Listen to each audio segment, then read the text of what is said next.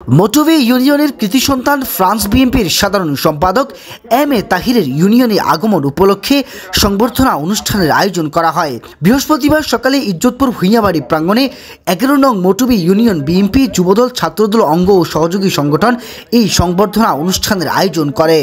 এই সময় ইজ্জতপুর বহুমুখী উচ্চ বিদ্যালয়ের সাবেক সভাপতি মোস্তফা আহমেদ ভূঁইয়ার সভাপতিত্বে অনুষ্ঠানের প্রধান অতিথি ছিলেন ফ্রান্স বিএনপির সাধারণ সম্পাদক এম এ তাহের। সবাইকে আপনারা এই এলাকার উন্নতি চান, স্কুলের উন্নতি চান, রাস্তাঘাটের উন্নতি চান। আমি আপনাদের কথা দিচ্ছি, ঐক্যবদ্ধভাবে খুব শীঘ্রই আসছে আমাদের সামনে গণতান্ত্রিক পন্থায় নির্বাচনের মাধ্যমে, একটি সঠিক সুষ্ঠু নির্বাচনের মাধ্যমে ক্ষমতায় যাওয়ার।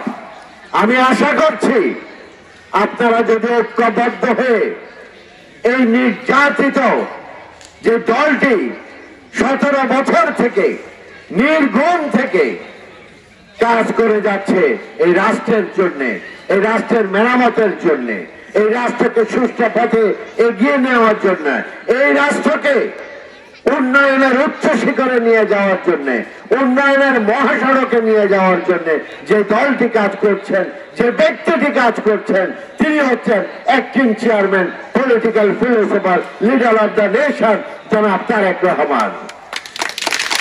ফেনী সদর উপজেলা ছাত্রদলের আহ্বায়ক ইঞ্জিনিয়ার দেলোয়ার হোসেনের সঞ্চালনায় বিশেষ অতিথি হিসেবে উপস্থিত ছিলেন গ্লোবাল ইসলামী ব্যাংক মাইজদি শাখার ম্যানেজার সাইফুল ইসলাম।